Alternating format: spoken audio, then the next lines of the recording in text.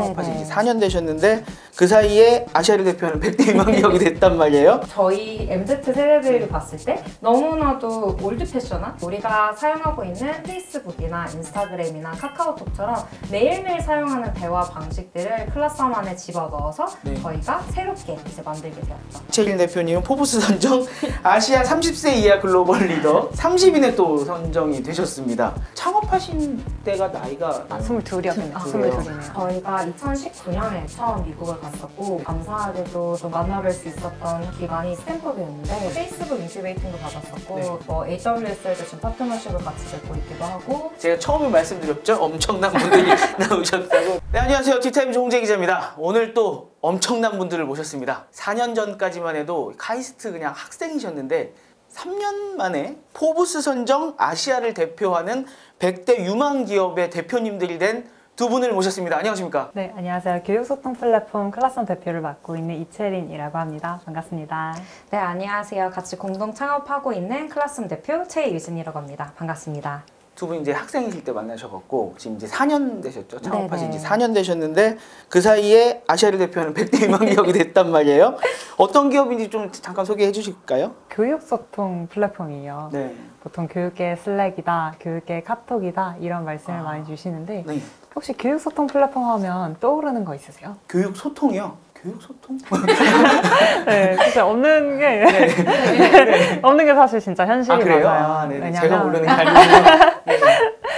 왜냐면 그동안에는 이제 보통 기업에서 보통 협업한다라고 생각을 하면 관리 툴이랑 소통 툴은 별개로 다 있거든요. 그러다 보니까 보통 쓰는 게 메일 아니면 카카오톡 이런 보통 쓰는 메신저 앱 같은 걸로 대체를 하고 있는 게 현실이었어요. 그래서 만드셨군요.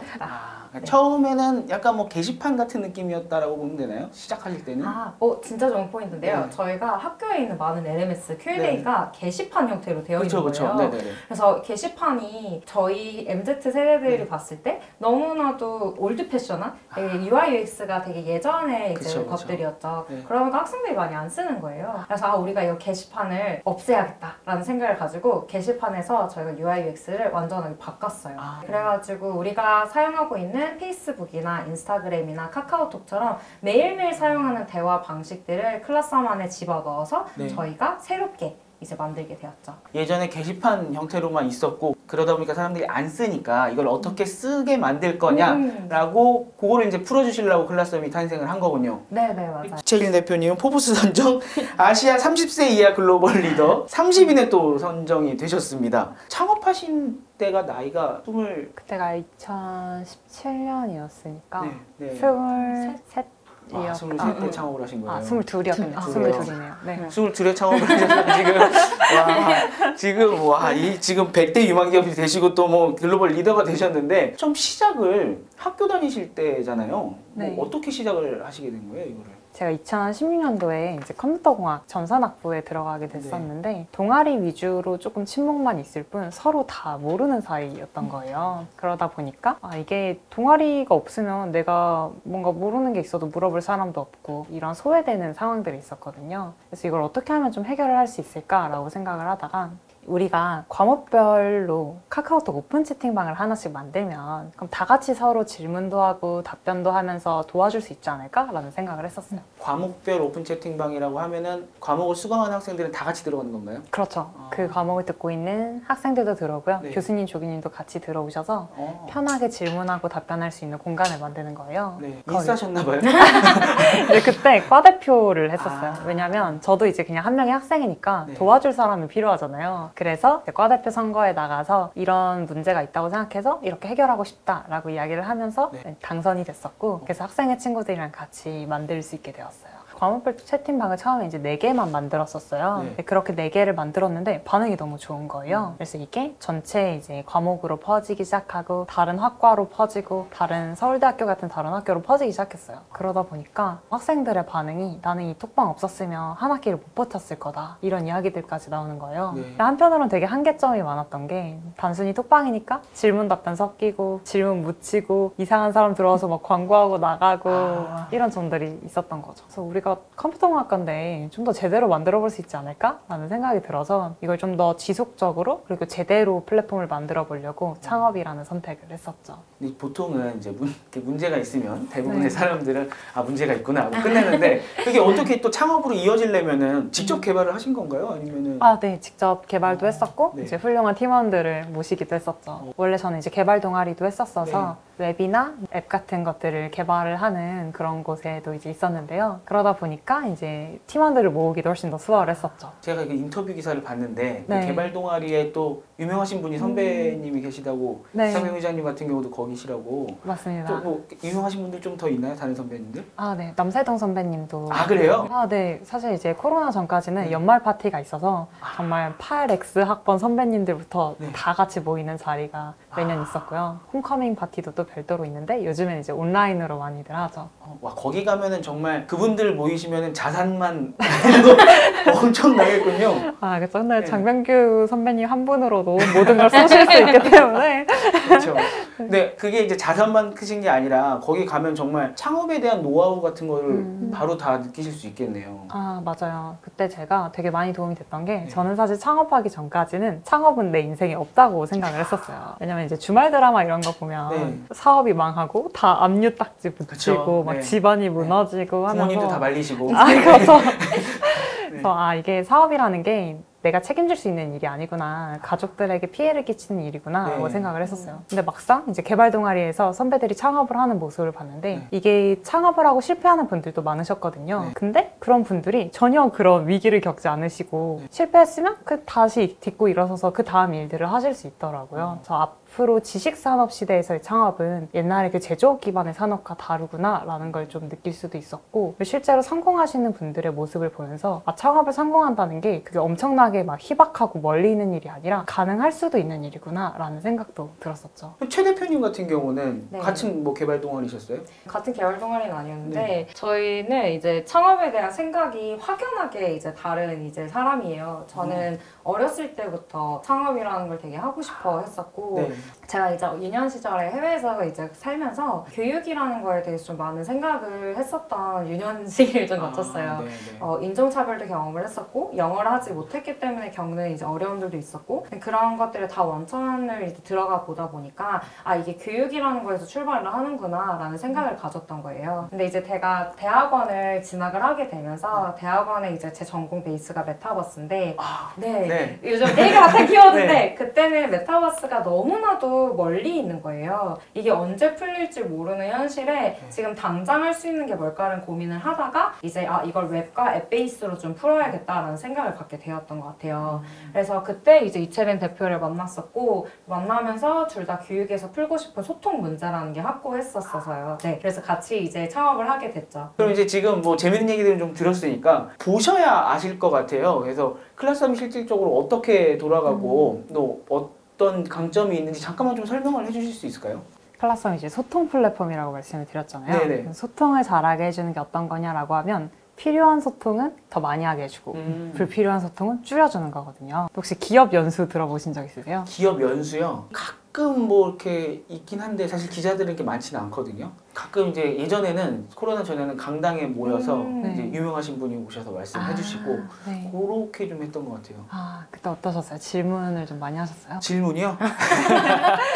기자인데도 안 해요.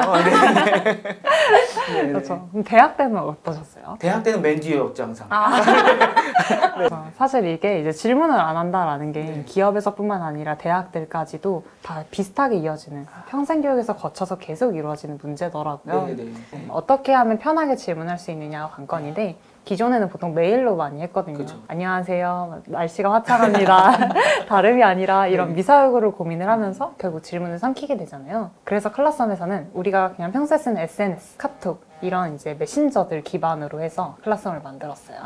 또 아까 얘기해 주신 포인트에서 질문을 하기가 좀 망설여지고 아니면 질문이 있으면 저거 되게 좋은 질문인데 라는 생각을 하실 수도 있고 되게 다양한 인터랙션들이 있는데 그런 것들을 클라썸에서 텍스트 베이스로 가능하도록 만들었어요. 그래서 질문을 한 친구들의 질문들도 친구들끼리 서로 보고 답변을 해줄 수도 있고요. 아니면 나 질문 있는데 좀 고민이 된다 라고 하면은 익명으로 질문들도 할 수도 있어요. 그렇게 거기에서 선생님, 뭐 교수님, 뭐 강사분만 답변을 달아주시는 게 아니라 저희가 지향하는 거는 그 수업을 듣는 구성원들 간에서 같이 질문을 답변을 하고 그 좋은 질문들을 다 같이 끌어낼 수 있는 환경을 저희가 만들어냈어요. 그게 지금 요 환경인 건가요? 네, 맞습니다. 보시면 여기 질문을 클릭하게 되면은 정말 큰 차이가 아까 게시판 얘기해 주셨는데 제목이 없어요. 네. 그래서 저희는 트위터 형태로 질문에 대해서 하고 싶은 질문을 바로 하자라고 해서 미사 요구도 필요 없고 제목도 필요 없이 딱 질문을 할 수가 있고요. 익명도 가능하고 뭐 코딩 질문이나 수식 질문이나 이런 것들도 전부 다 여기서 할 수 있어요. 이렇게 질문을 보시게 되면은 저기 상단에 노란 병아리라고 되어 있죠. 저게 이제 익명으로 질문했을 때 닉네임이 부여가 됩니다. 그래서 이렇게 귀엽게 이제 익명으로 질문이 되고 여기에 보시면 익명으로 답변을 반짝이는 고래라는 친구가 답변을 달았죠. 이렇게 익명으로 질문과 답변이 가능하고요. 하지만 이제 강사분들이나 교육자분들은 실명이 확인이 가능하세요. 지금 이게 질문을 하나 올리신 건데 그러니까 예전에 게시판으로 치면은 이게 게시판 그리고 이게 댓글인 건가요? 네, 맞아요. 근데 이제 질문과 답변이 양옆에 보이면서 왔다 갔다 할 수가 있는 거예요. 그래서 이제 우리가 보는 게시판에 질문 있고 스크롤 해가지고 하단에 대댓글 달고 댓글 다는 형식이 아니라 약간 인스타그램 형식처럼 포스트가 보이고 옆에는 답변이 보이도록 했어요. 저 밑에 저도 궁금해요를 누르면 이 친구의 질문에 대해서 나도 궁금하다는 걸 표시도 할 수 있고 팔로우 기능으로 답변이 달리면 나한테 알림도 오고요. 박수도 쳐줄 수 있고 댓글에 좋아요 버튼도 누를 수도 있어요. 그래서 이런 약간 MZ 세대들의 느낌을 저희가 담았는데 이게 MZ 세대뿐만 아니라 카카오톡이나 밴드나 페이스북은 정말 연령 상관없이 다 쓰시잖아요. 그쵸. 그러다 보니까 평생교육이라든지 아니면 직업교육들 같은 곳에서도 너무나도 잘 활용을 하시는 거예요. 이게 질문 하나에 따라서 다시 대화가 시작되는군요. 네, 맞습니다. 그렇게 해서 질문이 이제 시작이 돼서 누구나 보고 누구나 참여할 수 있는 시스템으로 만들었어요. 내 아이디 걸고 쓰면 이게 질문하기 힘들거든요. 그래서 이게 될까라고 생각했는데 일단 익명도 되고 질문 하나에 따라서 대화창처럼 이어지니까 예전보다 훨씬 질문하기가 낫겠네요, 이게. 네, 맞아요. 이제 저희가 아까 말씀드렸던 것 중에서 질문을 효율화하는 방식도 있는데요. 이제 질문을 달게 되면은 중복 질문이 달릴 수도 있고요. 그쵸. 아니면 그 전에 누군가 했던 데이터베이스의 질문들이 있을 수가 있어요. 그래서 그런 것들을 저희의 똑똑한 AI 조교인 도트가 친구들의 질문에 대해서 답변을 달아줄 수도 있어요. 네, 그래서 비슷한 질문을 찾았습니다 라고 해서 다른 학생이나 아니면 다른 수강생들이 하셨던 질문들을 그대로 끌고 옵니다. 그래서 질문이 유사한지 아니면 이 문제가 해결이 됐는지도 확인을 할 수 있는 시스템인데요. 저희가 AI 조교는 이제 팁스 과제를 통해서 저희가 자체 알고리즘을 개발을 했어요. 그래서 계속해서 있던 데이터들, 새로 생성되는 데이터들을 도트가 계속 학습을 하면서 똑똑한 이제 AI 조교가 각 학교, 각 기관들에 맞춰서 생성이 되게 됩니다. 그래서 이렇게 답변을 할 수도 있고 이 답변에 대해서 더 깊숙하게 뎁스 있는 질문들로까지 이어질 수가 있어요. 그래서 학생들이 이 안에서 토론하기도 하고 이제 강사분들은 이런 효율화되어 있는 질문들 때문에 모든 답변을 일일이 달아주실 필요가 없게 되죠. 이거는 설정해 놓으면은 누가 질문 남겼을 때 바로 알아서 달리는 거예요? 네네, 몇 초 안에 답변이 달리게 돼요. 딥러닝 기반으로 해서 자동으로 탐색해서 대신 알려주는 거죠. 이게 그 동호회 게시판 같은 데 가셔도 위에 있는 질문이니까 좀 이렇게 보시고 다시 질문 남기세요 막 이런 거 많이 달리는데 그거 싸울 필요 없네요. 알아서 AI가 해주네요. 네, 맞아요. 그래서 저희는 특별히 교육에 최적화되어 있는 이제 AI다 보니까 저희가 여러 전공들이 존재하잖아요. 기업에서도 여러 분야의 일들이 있고 근데 거기서 사용하는 특수 용어들까지도 이미 다 러닝이 된 상태에서 줄임말들 많이 쓰시잖아요. 그런 것까지 이미 똑똑하게 알고 있는 저희 AI 조교예요. 그래서 지금 당장 수업에 적용을 하더라도 당장 기간에 적용을 하더라도 빠르게 학습하고 빠르게 사용하실 수 있다는 최대의 장점이 있어요. 공지 같은 경우에도 교육자분들이 가장 어려워하시는 게 공지거든요. 막상 공지를 했는데 못 봤다는 사람도 많고 공지는 봤는지 그래서 과제는 시작하셨는지 이런 소통의 어려움들을 많이 겪으시는데 클라스원 같은 경우에는 이제 몇 %의 참여자분들이 봤는지를 알 수가 있어요. 여기 뭐 38%라고 나오네요. 그렇죠. 그리고 38%의 분이 아닌 다른 분들한테는 또 푸시 알림을 통해서 버튼 한 번으로 리마인더를 할 수 있으니까 학습자분들이 훨씬 더 잘 공지를 따라올 수 있도록 도와드릴 수가 있어요. 선생님이 100% 될 때까지 이제 계속 네네네. 그러니까 저 대학교 갔을 때도 제일 힘들었던 게 이게 고등학교 때까지는 선생님이 챙겨주면서 앞에서 하는데 제가 뭘 알아서 봐야 되잖아요. 그러니까 공지 못 읽고 넘어가는 적이 많아서 혼자서 막 뒤에 쭈그려 있었는데 이런 시스템이 있으면 확실히 다 전달받을 수 있겠군요.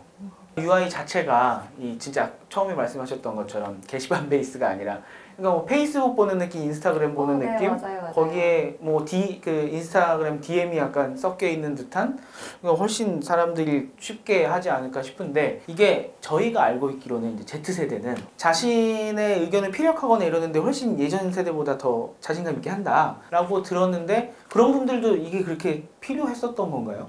Z세대의 특징이 네. 오프라인으로 말하는 거 쑥스러워하는데 채팅은 또 그렇게 잘해요. 왜냐면 네. 날 때부터 채팅을 쓰던 세대들이거든요. 네. 디지털 네이티브라고들 하잖아요. 네네. 여기서 이제 텍스트로 소통하는 거는 좀 봤으니까 영상은 좀 어떻게 되고요? 저희가 앞서서 네. Q&A도 사람들이 서로 대화하고 소통하는 피어 러닝의 부분을 강조했다면 영상 강의도 마찬가지였어요. 요즘 코로나 시대에 많은 부분들이 영상으로 강의가 대체되는데 그러다 보면 혼자 그냥 강의를 보고 끝나는 거예요. 그러면 사람들이 많이 답답해하기도 하고 소통은 없는데 저희는 이런 온라인에서 영상 강의조차도 옆에 보시면 소통을 할 수 있게 만들어 놓았어요. 약간 거의 지금 유튜브 라이브 보면서 이렇게 얘기하는 뭐 그런 느낌이네요. 네, 맞아요. 그래서 비동시로 진행되는 강의에 없는 소통을 저희가 넣은 거죠. 동시에 진행되는 강의처럼 여기도 마찬가지로 익명으로 서로 채팅할 수도 있고요. 네. 서로 같이 이렇게 이모티콘을 사용을 해서 대화도 가능하도록 했어요. 그래서 비동시 강의에서 어려운 소통을 저희가 가능하게 했고요. 그런 영상뿐만 아니라 앞서서 저희가 줌이랑 연동을 했기 때문에 라이브로 수업들도 가능하도록 저희가 만들어 놓았습니다. 마지막으로 또 다른 행태가 있다면 요즘 핫한 키워드인 메타버스 저희가 게다가 연동이 되어 있는데 게더타운이군요. 네. 저희가 이제 메타버스 강의실로 넘어왔는데요. 온라인에서 강의들이 진행되다 보면은 사람들이 오프라인에서의 그 감정을 느끼고 싶잖아요. 그쵸. 그래서 저희가 메타버스 공간에서 이렇게 자신의 캐릭터가 생기고요. 또 여기 보면은 이제 카메라가 연동이 되어 있어서 자기의 진짜 얼굴도 보여줄 수가 있어요. 메타버스의 특히 장점이 우리가 줌으로 했을 땐 일방적인 소통 위주로 많이 진행이 된다면 학습자가 자유롭게 이동하고 소통을 할 수 있다는 게 장점이거든요. 그럴 때 사실 조별 활동이 특히 빛을 발해요. 그래서 학생들이 본인의 이제 그 조에 맞게 가가지고 그 조 안에서만 서로 이야기를 하는 것들도 가능하고요. 또 이걸 이제 같이 관리해 주시는 교육자분들 같은 경우에는 저기 아래에 보면 1, 2, 3, 4, 5가 보이시죠? 그래서 1 위에 있으면 1조 이제 교육생 분들과 같이 이야기도 나누고 같이 봐주실 수도 있고 또 2로 넘어가면 바로 2조랑 얘기를 하고요. 그래서 물리적 한계를 초월해서 여기 메타버스 상에서 훨씬 더 조별 활동 관리를 잘 할 수가 있게끔 되는 거죠. 이게 저희 클러스터 메타버스에서 저희 오피스예요. 보시면 저희가 이렇게 오피스에서 같이 모여서 대화를 하는 모습들을 보실 수가 있는데 이렇게 정상적인 오피스들의 모습들도 있어요. 카페테리아도 있고 저희가 이제 업무하는 공간도 있고 휴게 공간도 있고 이런 식으로 공간들이 여러 개가 꾸며져 있는데 여기 보시면 갑자기 저희가 근무를 하는데 이렇게 서로의 이제 개인 공간들, 업무들도 만들어놔서 자신의 대상을 드러낼 수도 있고 갑자기 중간에 이렇게 연못이 나타나서 팀원들이 이렇게 앉아서 있기도 하고요. 또 야외에도 나가고 싶으니까 이렇게 야외 공간들도 좀 만들어놨어요. 야외 공간들도 있는데 좀 재미있게 저희가 점심시간에도 같이 놀 수 있고 좀 이제 인터랙션 할 수 있는 화면들을 만들고 싶어서 저희가 이렇게 고카트장도 만들어놨습니다. 그래서 팀원들이 이렇게 카트를 탈 수가 있어요. 그래서 이렇게 카트를 타고 이렇게 움직여요. 그러면 팀원들끼리 레이싱을 하면서 같이 막 점심 내기도 하고 이렇게 놀 수 있는 화면들이 있습니다. 그래서 하나의 공간 안에서 되게 다양한 활동을 할 수 있는데 메타버스의 가장 큰 장점이 이런 현실의 한계를 초월할 수 있다는 점이에요. 그래서 강의실도 아까 보여드렸던 게 정제되어 있는 강의실이지만 그 안에서도 갑자기 뭐 공원을 갈 수도 있고 놀이공원을 갈 수도 있고 다양한 환경들을 조성을 할 수가 있습니다. 저희도 기업에서 대학에서 뭐 다양한 공간에서 상상하시는 교육들을 만드실 수 있는 도움을 드리고 있어요. 메타버스 전문가셔서 그런지 되게 공간을 잘 꾸며놓으셨네요. 근데 요것만 봐도 되게 회사 분위기가 재밌을 것 같네요. 진짜 재밌어요. 진짜 신기한 거 보여드리면 이렇게 강의를 하다가 X를 누르면 이렇게 바로 그 화이트보드가 켜져요. 그래서 이 안에서 같이 대화를 하고 노트를 작성한 다음에 이게 저장이 되면 그대로 이제 숙제 제출하면 끝인 거예요. 그래서 다른 거를 펼칠 필요가 없고요. 또 다른 거는 이렇게 하면은 갑자기 나뭇잎이 나타났잖아요. 제가 이제 과학 수업을 위해서 만들어 놨었는데 네. 같이 이제 그 나뭇잎의 세포에 대해서 좀 알고 싶은 거예요. 근데 학생들이 이렇게 망원경을 갖고 네. 원래 이렇게 보는 과학 수업이 있는데 네. 그게 불가능하니까 이렇게 나뭇잎을 가져다 놓고 나뭇잎 안에서 학생들이 좀 돌아다니면서 네. 나뭇잎을 관찰을 하고 이렇게 안에 들어가다 보면은 세포 단위까지 다 볼 수가 있어요. 그래서 그 경험을 걸어 다니면서 하다 보니까 학생들이 그냥 단순하게 이렇게 세포를 외우는 게 아니라 내가 들어가서 본 게 이래서 내가 세포가 이렇게 생성되는구나 알 수 있는 거예요. 그래서 되게 다양하게 활용을 할 수 있습니다. 그 뭐 교육 영상 같은 거 보면은 이렇게 합성해갖고 뭐 이 네. 안으로 들어가 보시죠. 네네네, 그런 맞습니다. 느낌으로 진짜 이렇게 살 수 있는 거군요. 네네 맞아요. MZ를 딱 위해서 잘 만들어 놓으신 것 같은데 제가 수치들을 좀 찾아봤거든요. 2020년 4월에 800곳 정도가 사용하고 있다고 들었고 그다음에 5개월 후에는 1,800곳이 되고 그리고 2021년 10월에 보니까 4,000곳이에요. 1년 사이에 막 지금 막 10배 막 이렇게 늘어나는데 지금은 몇 곳이나 사용하고 계세요? 지금은 25개국에서 5,000여 개의 교육기관에서 사용 중에 있습니다. 한 2개월 사이에 1,000곳 또 늘었군요. 네, 맞아요. 근데 그러면 이게 주로 젊으신 뭐 학교에서 주로 사용하시는 거예요? 아니면 뭐 기업에서도 많이 쓰세요? 주로 어디서 많이 쓰세요? 클러썸은 교육이 있는 공간이면 그 어느 곳에서도 사용이 가능해요. 그래서 클러썸 안에서는 강의실 만들기, 수업 만들기가 아니라 공간 만들기라고 저희가 표현을 해 놓았는데요. 어느 곳에도 교육은 일어날 수 있다라는 저희의 지향점과 일치해요. 그래서 지금은 저희가 처음에 시작했던 곳은 대학이다 보니까 뭐 카이스트라든지 서울대학교라든지 이화여자대학교, 경희대학교 이런 곳을 사용하고 있고 기업에서는 뭐 삼성이라든지 DB그룹이라든지 현대 막 이런 곳에서도 사용을 하고 계세요. 네, 그래서 되게 넓은 스펙트럼에서 교육이라는 것이 일어나는 곳이라면은 클러썸을 사용하고 있다라고 생각하시면 될 것 같습니다. 그렇군요. 그 해외에서도 많이 쓰나요? 해외에서는 저희가 중점적으로 보고 있는 것은 미국이에요. 네, 저희가 올해 4월에 시리즈 A 투자 유치를 마무리를 했는데 그때 실리콘밸리에 있는 스톤벤처스에서 투자를 받았어요. 네, 그것에서도 저희를 믿어주셨던 게 이제 소통이라는 관점이 전 세계 모든 곳에서 필요한 거예요. 특히 팬데믹 이후에 소통이 가장 대두되는 키워드였는데 미국에서도 마찬가지로 온라인이라 해봤자 줌이라든지 동영상 강의 위주로 수업들이 진행이 되다 보니 많은 곳에서 워츠앱을 쓴다든지 페이스북 메신저를 쓴다든지 이런 식으로 소통의 문제를 해결하고 있었던 거예요. 네, 그리고 또 다른 거는 리모트 근무가 훨씬 더 활성화되어 있다 보니 새로운 분이 들어오셨을 때 회사에 온보딩을 어떻게 해야 되는지 팀 내 트레이닝은 어떻게 해야 되는지 이런 부분들이 많이 고민이 되고 있죠. 그래서 클러썸이 이제 그런 분들에게 도움을 드릴 수 있도록 저희가 지금 해외 확장에 힘을 쓰고 있습니다. 미국 같은 경우는 그럼 지금 학교, 뭐 기업 어디를 좀 위주로 좀 처음에는 그래도 하나하나 뚫으셔야 될 거잖아요. 네네. 저희가 2019년에 처음 미국을 갔었고 그때 저희가 서부에서 특히 실리콘밸리 지역에 있는 학교들을 좀 많이 만나봤어요. 그때 저희가 감사하게도 좀 만나뵐 수 있었던 기관이 스탠포드였는데 근데 스탠포드를 갔을 때 그분들이 말씀해 주셨던 게 우리가 데이터가 모이고 학생들이 질문하는 게 하나에 모이지 않는다. 왜냐면은 학생들은 이메일을 보내기도 하고 아니면 직접 찾아가기도 하고 줌으로 그때는 이제 온라인상에서 거기는 오피스아워를 진행하고 있었거든요. 그러다 보니까 데이터가 모이지 않기 때문에 그게 모이는 공간도 필요하고 독자 학생들도 늘어나고 Q&A에 대해서 학교에서 많이 신경을 쓰시다 보니까 클러썸과 같은 툴이 필요하다라는 얘기를 들었었어요. 네, 그래가지고 그때 미국 대학에서도 클러썸이 필요하구나라는 걸 알게 됐었고 그때부터 대학 쪽에서 클러썸의 유즈 케이스들을 만들기 시작을 했었습니다. 그래서 지금 2019년부터 지금까지 이제 교수님 한 분 한 분 찾아뵈면서 클러썸에 대해서 피드백을 받고 사용을 하고 있고요. 내년부터는 저희가 조금 더 기업 교육 쪽으로 새로운 마켓을 뚫어보려고 미국을 가려고 합니다. 근데 스탠포드랑 UC 버클리 쪽은요. 워낙 다 개발자의 그 학교잖아요. 직접 안 만들어요? 없어요? 이런 게? 되게 신기하게도 없더라고요. 이게 어떤 학교든지 다 비슷한데 학교는 사실은 IT 개발 그 팀은 아니잖아요. 그러다 보니까 전문성의 어떤 교육 과정을 설계하고 그 교육을 전달하는 데 있지만 그렇다고 해서 자체적인 IT 팀이 굉장히 이런 이제 스타트업에서 집중해서 프로덕트를 만드는 것보다는 전문성이 이제 다를 수밖에 없어요. 그러다 보니까 오히려 미국에서는 이런 툴들은 빨리 갖다 써서 우리가 더 잘하는 거에 집중하자라는 문화가 되게 잘 만들어져 있어요.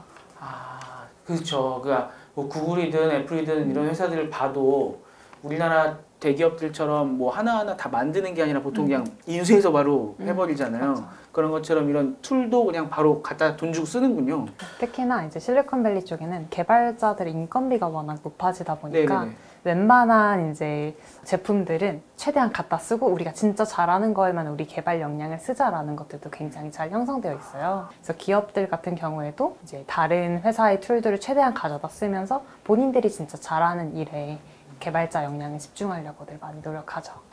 저희 여기 나오셔서 이제 실리콘밸리를 경험하셨거나 계시는 분들이 많이 나오셨었거든요. 근데 그때 김범수 부대표님이 말씀하셨던 것 같은데 우리나라에서 우리나라 베이스를 두고서 글로벌에서 성공한 기업은 사실 많지는 않았다라고 들었는데요. 지금 그렇게 하고 계시는 거죠? 네, 맞아요. 어때요? 가서 이제 반응 보시니까 네. 될 것 같습니까? 네, 제가 처음에 미국 갔을 때 네. 그런 얘기들을 많이 들었었어요. 미국에 와서 해야 된다. 아니면 팀에 그쵸. 미국인이 있어야 된다라든지 되게 다양한 이야기들을 들었었는데 저희가 되게 자신 있었던 거는 이 프로젝트를 만드는 주체가 바로 이 수업을 듣고 어려움을 겪었던 학생들이 만들었다는 점이었어요. 그래서 그 누구보다가 이 문제를 공감하고 이 문제를 잘 해결할 수 있는 사람들이라고 믿었고 이 문제 자체가 전 세계적으로 다 일어나고 있다라는 걸 알고 있었어요. 네. 그래서 저희가 2018년도에 마이크로소프트 이매진컵이라는 대회를 출전을 했었는데 네. 그때도 한국 대표로 그리고 아시아 태평양 대표로 그리고 미국의 월드 파이널리스트로 진출하게 됐었어요. 오, 네. 그때 저희가 됐을 때도 네. 정말 수많은 학생들이 있었고 마이크로소프트 이제 팀 자체도 저희 프로덕트가 정말로 필요하다라는 걸 인정을 해줬었고 그때 코드가 세상을 바꾼다라는 이제 주제를 가지고 시작을 했었어요. 네. 근데 그때 저희가 2018년도에 처음 확인을 했었고 두 번째 확인했던 게 2019년도에 미국을 갔었을 텐데 정말로 우리가 좋은 프로덕트를 만들면 승부를 할 수 있겠구나라는 믿음을 가지고 시작을 했어요. 네. 그래서 지금까지 저희를 도와주시는 분들이 너무 많았기 때문에 지금까지 올 수 있었고 저희가 그냥 혼자 있으면 절대 할 수 없었을 거예요. 네. MS도 도와줍니까? 저희가 감사하게도 뭐 네. 페이스북 인큐베이팅도 받았었고 네. 뭐 AWS에도 지금 파트너십을 같이 맺고 있기도 하고 그렇게 다양한 곳들이랑 파트너십을 맺으면서 도움을 받고 있어요. 페이스북, AWS, AWS, 아마존, 거기에다가 줌, 네. 게더 지금 다 모든 글로벌 기업들이 지금 클라스홈을 주목해서 보고 있군요. 네, 너무 감사하죠. 네. 네, 지금 정말 제가 처음에 말씀드렸죠, 엄청난 분들이 나오셨다고. 네.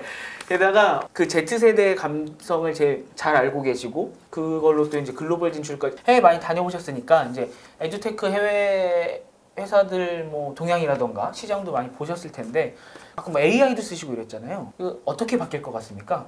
저희가 올해 초에 이제 토마스 프레이라고 구글에서 공인한 미래학자가 계세요.